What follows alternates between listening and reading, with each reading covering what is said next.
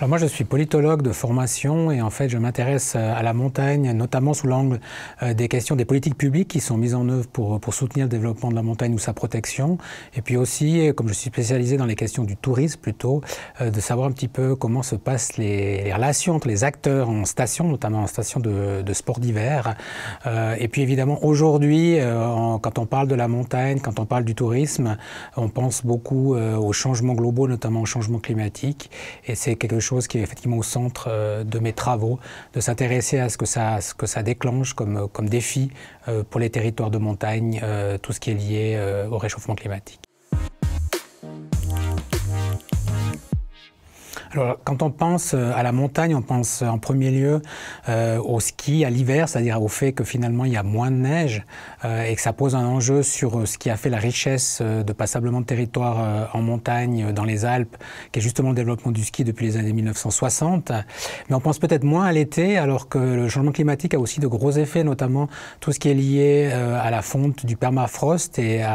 aux éboulements qui deviennent de plus en plus importants, aussi aux événements extrêmes, notamment aux périodes de fortes pluies en très peu de temps. Et en fait, ce qu'on constate, et je travaille aussi là-dessus, c'est justement la nécessité de modifier des itinéraires, de reconstruire des accès aux cabanes de montagne, par exemple, pour qu'on puisse y avoir accès. Et l'été est une saison qui est tout aussi impactée que l'hiver par le changement climatique.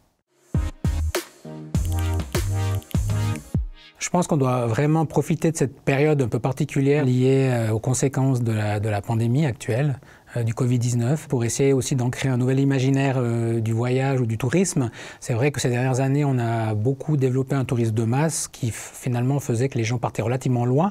pour finalement trouver pas tant d'altérité que ça, souvent se retrouver en bord de plage ou en montagne, dans des lieux où ils se retrouvaient des gens semblables, avec un peu les mêmes cultures, avec peu finalement de mélange et d'échanges véritables avec les populations locales. Et je crois que c'est vraiment l'occasion de prendre conscience qu'il n'y a pas besoin nécessairement d'aller loin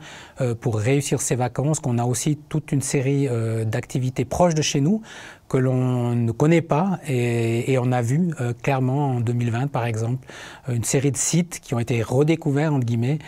par les gens du coin et qui essayent et vont essayer certainement de capter cette clientèle à plus long terme. En tout cas, c'est un enjeu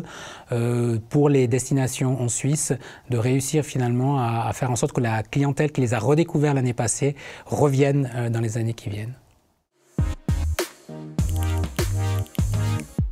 Sur le site de Sion de l'Université de Lausanne où je travaille, on est dans les montagnes et puis on a la création aussi de ce centre interdisciplinaire de recherche sur la montagne qui a justement cette idée de travailler sur ces enjeux liés à la montagne mais de manière interdisciplinaire en mêlant les disciplines des sciences sociales mais aussi évidemment très fortement des sciences physiques ou des sciences naturelles, et je pense que c'est ce regard croisé entre les différentes disciplines qui est peut-être une spécificité. En tout cas, c'est un vrai enjeu pour l'avenir de moins penser en silo et plus réfléchir de manière transversale. Par exemple, on a démarré récemment un projet financé par le Fonds national suisse de la recherche scientifique et puis l'Agence nationale de la recherche française sur justement le rôle des refuges dans la transition touristique. Et c'est vrai, moi, comme politologue, je m'intéresse un petit peu au cadre légal, au cadre réglementaire, aux enjeux, aux relations entre les acteurs. Et puis, on travaille justement avec des géographes qui sont plus sur les aspects physiques, mais aussi la géographie culturelle, ou des sociologues qui s'intéressent justement à la modification des pratiques ou aux métiers liés à la montagne que devient le métier de gardien de cabane ou le métier de guide.